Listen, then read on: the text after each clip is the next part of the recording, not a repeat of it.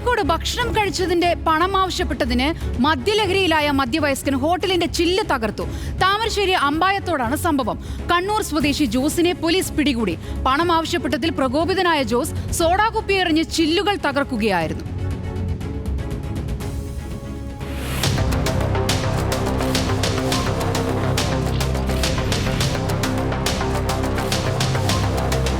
ഭക്ഷണം കഴിച്ചതിന്റെ പണം ആവശ്യപ്പെട്ടതിനെ തുടർന്നാണ് മദ്യലഹരിയിലായിരുന്ന ജോസ് ഹോട്ടലിന്റെ ചില്ല് അടിച്ചു തകർത്തത്.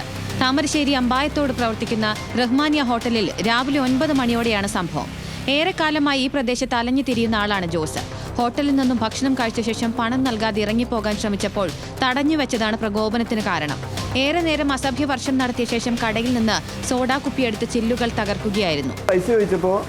പിന്നെ തെറ്റും തെറിയും പറഞ്ഞ് ഞായക്കേട് പറഞ്ഞ് പിന്നെ ഇയാൾ ഉള്ളിൽ നിന്ന് പുറത്തേക്ക് പോകണില്ല. ഫുൾ തെറിയാണ്, ചീത്താണ് പറയുന്നത്. അപ്പോൾ ഞാൻ വന്നെങ്കിൽ നിങ്ങൾ പുറത്ത് പോയിക്കോളി എന്ന് പറഞ്ഞാൽ പുറത്തേക്ക് പോകണില്ല. മൂപ്പര് തെറി അഭിഷേകം തന്നെ. പിന്നെ ഇയാൾ പുറത്ത് ഇവിടുന്ന് സോഡക്കുപ്പി എടുത്ത് ഞാൻ ഗ്ലാസ് എറിഞ്ഞാട് പൊട്ടി. ഹോട്ടലിലെ ചില്ല് തകർത്ത ശേഷം സമീപത്തെ മുറുക്കാൻ കടയിൽ കയറി അവിടെയുള്ള കത്തിയെടുത്ത് കടക്കാരനെ ഭീഷണിപ്പെടുത്തിയതായി നാട്ടുകാർ പറഞ്ഞു. നാട്ടുകാർ വിവരം അറിയിച്ചതിനെ തുടർന്ന് താമരശ്ശേരി പോലീസ് സ്ഥലത്തെത്തി ജോസിനെ കസ്റ്റഡിയിലെടുത്തു.